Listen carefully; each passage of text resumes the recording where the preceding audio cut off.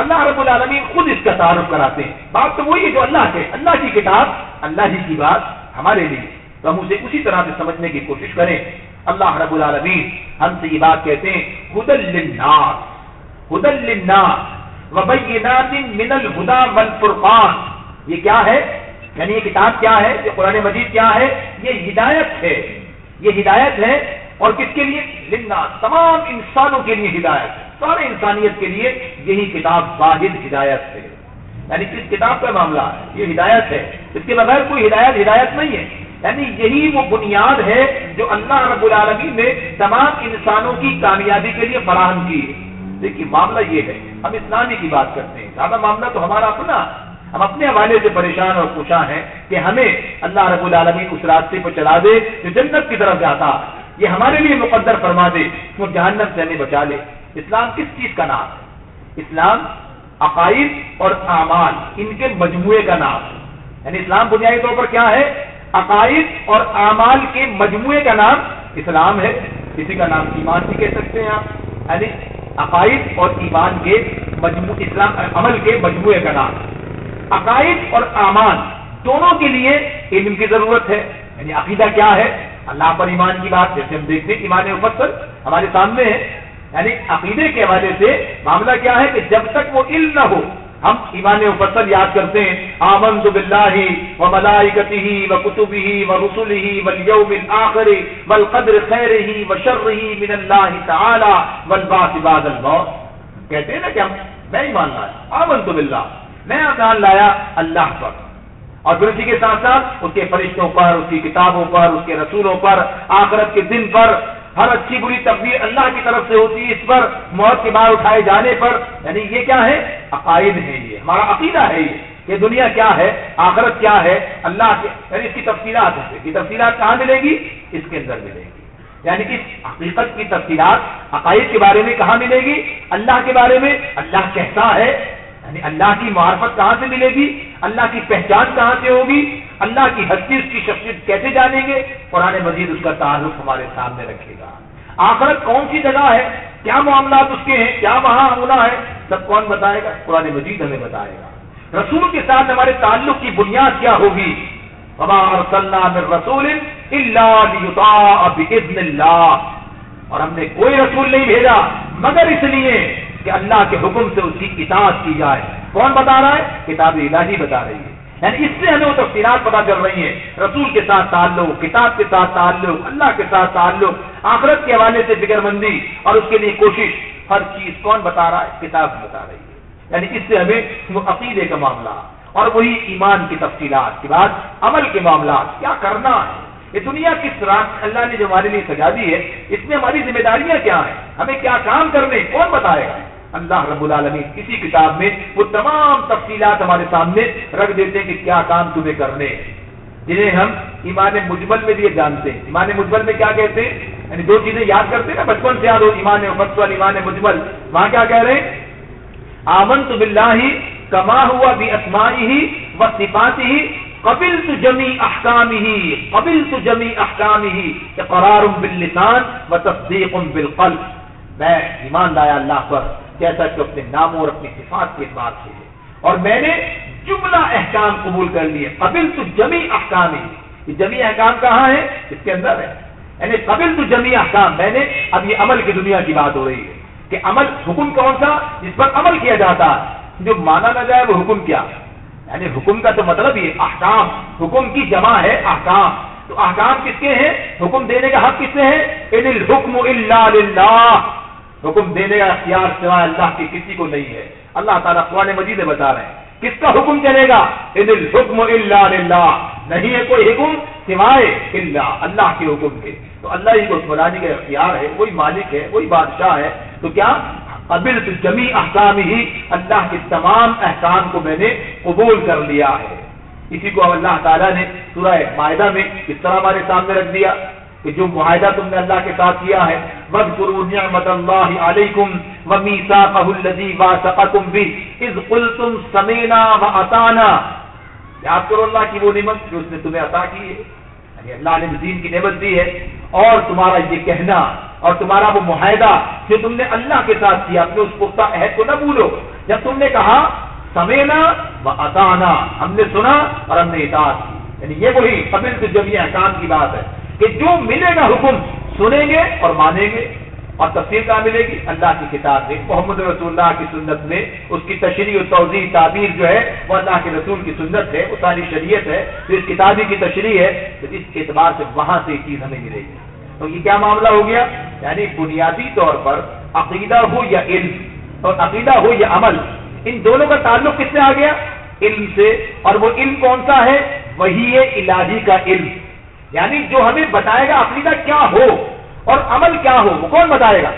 یعنی اس کا وہ علم کے ذریعے جانیں گے، جب پتہ ہی نہیں، جانتے ہی نہیں، یعنی جسے وحی الہی کا علم نہیں ہے، اگر آپ جسے وحی الہی کا علم نہیں ہے، وہ دنیا کی نظر میں جتنا پڑھا لکھا ہو، اس نے جتنی ڈگریاں حاصل کی ہو، لیکن اللہ کی نظر میں اس کی حیثیت عالم کی نہیں، جاہل کی ہے۔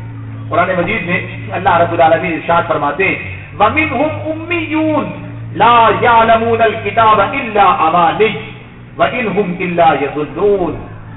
بنی اسرائیل کے تذکرے میں اللہ تعالیٰ کہتے ہیں وَمِنْهُمْ أُمِّيُّونَ، ان کے اندر سے کون ہے؟ امی۔ امی کیا ہے؟ جو علم نہیں، یا اپنے لغوی معنوں میں یہ امی استعمال ہو رہا ہے۔ ویسے تو عرب کی اس قوم کے لیے بھی جو کتابی علم نہیں رکھتے تھے، انہیں اس حیثیت سے امی کہا گیا، اور جو اس کی اصل ہے وہ کیا کہ کتاب کا علم ہے، یعنی علم نہ ہونا، معلوم نہ ہونا، لا علم ہونا، جسے ہم جاہل کہتے ہیں، اس کے بارے میں تو کہا وَمِنْهُمْ أُمِّيُّونَ، یہ کس اعتبار سے امی ہے، جاہل ہے؟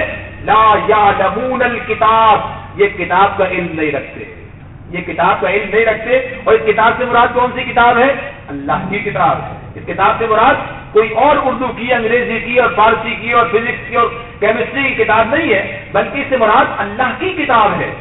لا یعلمون الکتاب، یہ کتاب کا علم نہیں رکھتے، الا امانی، بس خواہشات پر، بے بنیاد امیدوں پر، اس پر چلے جا رہے ہیں، پتہ ہی نہیں، امیدیں کچھ باندھنی ہیں، کچھ خواہشات ہیں جو موجود ہیں، کچھ عقائد ہیں جو گھڑ لیے ہیں، کچھ چیزیں ہیں جنہیں خود اختیار کر لیا ہے، مگر اس کی سند نہیں ہے، کتاب میں نہیں ہے، یعنی کتاب کا علم بھی نہیں ہے، بھائی کہاں سے آپ یہ لائے، کہاں یہ بات لکھی ہے، کدھر سے تمہیں یہ بات سجا دی گئی؟ لا یعلمون الکتاب، کتاب کا علم موجود نہیں ہے، الا امانی، بس خواہشات ہیں، وَإِنْهُمْ إِلَّا يَظُنُّونَ، اور گمان پر چلے جا رہے ہیں، گمان یعنی بس ایسا ہو جائے، ایسا ہی ہوگا، ایک گمان کی حیثیت علم کے مقابلے میں کچھ بھی نہیں ہے۔ علم کیا ہے؟ یقینی چیز ہے، اور اللہ رب العالمین نے اس کتاب کے ذریعے سے وہ یقینی علم ہمیں عطا فرما دیا ہے، وہ ہمارے پاس ہے۔ تو اس طرح سے بات جو سامنے ہمارے آتی ہے وہ یہی ہے کہ وہ علم اللہ تعالیٰ نے اس قرآن مجید کی صورت میں ہمیں عطا فرما دیا۔ تو کیا کہا؟ یہ تمہارے لیے کیا ہے؟ ہدایت ہے، یہ تمہارے لیے کیا ہے؟ رہنمائی ہے، یہ وہ علم ہے جو تمہاری صحیح زندگی بسر کرنے کے لیے رہنمائی کرتا ہے، جس کی تمہیں ضرورت ہے جاننا۔ جب تک اسے جانو گے نہیں، جب تک تمہیں حقیقت کا پتہ نہیں چلے گا۔ تو یہ کہہ دیا گیا کیا ہے؟ ہدی للناس، سارے انسانوں کے لیے ہدایت ہے۔ اب جو اسے مان لے وہ مومن کہلاتا ہے، جو اسے نہ مانے وہ ظاہر ہے کہ ماننے والا نہیں ہے تو کافر کہلاتا ہے، اس کے لیے بھی ہدایت، یعنی اس کے لیے بھی ہدایت کوئی اور نہیں ہے کہ مسلمانوں کے لیے یہ کتاب ہدایت ہے اور غیر مسلموں کے لیے کوئی اور چیز ہدایت ہے، نہیں، وہ تو وہی گمان، لا علمی، وہی جہالت کے اندھیروں میں بھٹکتے ہوئے کسی نے گیتا کو اور کسی نے کسی اور چیز کو اور کسی نے کسی چیز کو اپنا رہنما بنا لیا، حالانکہ اللہ کی طرف سے ہدایت صرف قرآن مجید کی صورت میں آج اس دنیا کے اندر موجود ہے۔ یہ بات بتا دی ہدی للناس، اور پھر وبینات من الہدی والفرقان، پھر یہ نہیں بتا دیا کہ یہ ایسی واضح نشانی، واضح علامات، واضح ہدایات، واضح دلائل برہان، جسے کہتے ہیں نا برہان، ایسی چیز ہوتی ہے جسے دیکھ کر آدمی حقیقت کو بالکل واضح طور پر پا لیتا۔ کہا یا ایھا الناس، اے انسانوں، تمام انسانوں کو مخاطب کیا، صرف ایسا نہیں کہ مان لینے والوں کی بات ہو رہی ہے صرف انہی کی سمجھ میں آئے گا۔ یا ایھا الناس قد جاءکم برہان من ربکم وانزلنا الیکم نورا مبینا، اے انسانوں ہم نے تمہاری طرف ایک بالکل دلیل روشن برہان، جس کو دیکھ کر آدمی حقیقت کو اچھی طرح سے پہچان سکتا ہے، شرط یہ دیکھنا چاہے، لیکن جو دیکھنے کے لیے تیار نہ ہو، جو سوچنے اور سمجھنے کے لیے تیار نہ ہو، تو اللہ تعالیٰ تو کہتے ہیں افلا یتدبرون القرآن ام علی قلوب اقفالها، کیا یہ قرآن پر غور نہیں کرتے، تدبر نہیں کرتے، یا ان کے دلوں پر قفل لگے ہوئے ہیں، دلوں پر قفل لگ گئے ہیں؟ اب اسے ظاہر ہے کہ جہاں قفل لگا ہو اور کھولنے کے لیے تیار نہ ہو تو پھر حقیقت کا علم تو وہاں آ نہیں سکتا. وہ تدبر و تفکر اس سے عاری ہو گیا، اس نے سوچنا نہ چاہا تو کوئی اسے سنا نہیں سکتا، سمجھا نہیں سکتا، بتا نہیں سکتا. آخر ایک ہی طرح کے تو لوگ ہیں، یعنی اس مکے کے اندر جہاں خود نبی اکرم صلی اللہ علیہ وآلہ وسلم جن پر یہ قرآن نازل ہو رہا ہے، جو براہ راست اسے اللہ سے پا رہے ہیں اس فرشتے کے ذریعے سے اور خود لوگوں تک منتقل کر رہے ہیں، تو جس کے قلب مبارک پر یہ قرآن نازل ہو رہا ہے اسی کی زبان سے جب وہ قرآن لوگوں تک منتقل ہو رہا، یعنی سننے والے تو ایسے بھی سننے والے ہیں کہ سنتے ہی قرآن ان کے دل میں اتر جاتا ہے، اور ایسے بھی ہیں کہ 13 برس تک مسلسل قرآن سنتے رہے لیکن قرآن کوئی اثر ان پر نہ ڈال سکا. اس حیثیت سے قرآن میں اثر نہیں تھا بلکہ ان کے دلوں پر قفل لگے ہوئے تھے. جیسے ابو جہل ہمارے سامنے آتا ہے، عتبہ اور شیبہ ہمارے سامنے آتے ہیں، ایسے لوگ جن کو قرآن نے پہلے دن سے مخاطب کیا، صاحب قرآن نے پہلے دن سے مخاطب کیا، لیکن پہلے دن سے انہوں نے اس کو رد کر دیا اور اس کے بعد پھر 13 سال مسلسل قرآن ان کے سامنے نازل ہوتا رہا. ان کے سامنے لوگ جو قرآن کو قبول کرتے رہے، ان کی زندگیاں تبدیل ہوتی رہی لیکن ان کے اوپر اس کا اثر نہیں ہوا، اس لیے کہ ان کے دلوں پر قفل لگ چکا تھا. انہوں نے طے کر لیا تھا کہ قرآن کو رد کر دیں گے تو پھر اس کے بعد وہ قرآن سے ہدایت پا نہ سکے. تو معاملہ تو انسان کے اپنے اوپر ہے کہ وہ خود اس کے ساتھ کیا معاملہ کرتا ہے. اللہ کی طرف سے یہ برہان ہے، یہ روشنی ہے، یہ واضح دلائل ہیں. اور پھر کیا کہا؟ فرقان. فرقان کہتے ہیں کسوٹی کو، کھرے اور کھوٹے کی تمیز کرنے والی، حق اور باطل کا فرق واضح کر دینے والی، صحیح اور غلط کی تمیز کرنے والی.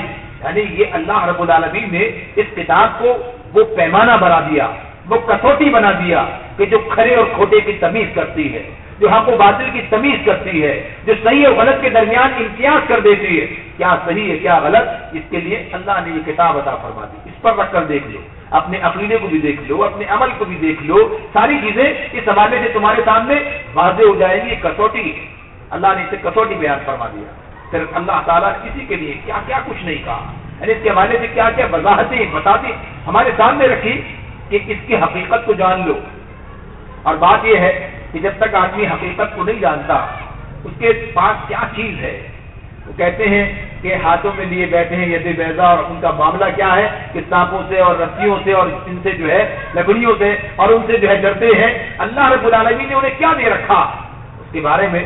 لیکن بات اصل میں یہ ہے کہ جب تک وہی اسی کیفیت اسی حیثیت کے ساتھ علامہ اقبال نے ایک بات کہی تھی، انہوں نے اس کے لیے کہا جب تیرے قلب پہ جب تک نہ ہو نزول کتاب، تیرے قلب پہ جب تک نہ ہو نزول کتاب، گرا کشا ہے نہ غازی نہ صاحب کشا. یعنی اصلاً جو چیز ہے وہ یہ کہ آدمی براہ راست اس کے اثر کو محسوس کرے، براہ راست کے ساتھ اپنے تعلق کو جوڑے. اللہ تعالیٰ یہ بات بتاتے ہیں لقد انزلنا الیکم، فرمایا لقد انزلنا، ہم نے نازل کر دیا تمہارے طرف ایک نور، ایک روشنی اور ہدایت بخشنے والی کتاب، جس کے ذریعے سے اللہ تعالیٰ ان لوگوں کو جو اس کی رضا کے طالب ہے، من اتبع رضوانہ سبل السلام، کہ جو اس کی رضا کے طالب ہیں ان کے لیے اللہ تعالیٰ سبل السلام، سلامتی کا راستہ بتاتا ہے. یعنی اس کے ذریعے سے اللہ رب العالمین قرآن مجید کے بارے میں بات ہمیں بتا رہے ہیں کہ اس کے ذریعے سے اللہ تعالیٰ سلامتی کے راستے. آج تو ایک خیال یہ ہے کہ جو دین کے راستے پہ گیا اس نے اپنے آپ کو کسی خطرے میں ڈال دیا. آج کے حالات معاملات جس طرح ہمارے سامنے ہیں، اللہ تعالیٰ کیا کہتے ہیں سبل السلام، سبل السلام، سبل السلام ہو، صراط مستقیم ہو، یا اللہ تعالیٰ نے اس کے لیے اور بھی مزید الفاظ استعمال فرمایا قرآن مجید میں کہ کیا ہے سلامتی کا راستہ، جس کے اندر کسی مشکل، یعنی اس اعتبار سے آدمی سوچتا ہے دنیا سے چلے جانے کی بات، صرف دنیا سے تو بہرحال انسان کو جانا، چاہے گھر میں رہ کر چلا جائے چاہے میدان میں نکل کر چلا جائے. تو کوئی معاملہ نہیں ہے کہ کوئی آدمی جو گھر میں رہا، جس نے پوری زندگی گھر سے باہر قدم دے نکالا، وہ بچ جائے گا. اینما تکون یدرککم الموت، جہاں کہیں بھی تم ہو موت تمہیں پالے گی جب وقت آئے گا. یعنی کتابم معجلہ، اس کا وقت لکھا ہوا، اس کا وقت لکھا ہوا ہے اینما تکونوا یدرککم الموت ولو کنتم فی بروج مشیدہ. چاہے تم کتنے ہی مضبوط قلعوں کے اندر کیوں نہ ہو، جب موت آئے گی تو تمہیں آ کر اٹھا کر لے جائے گی، پھر بچ نہیں سکتا انسان۔ تو اصل معاملہ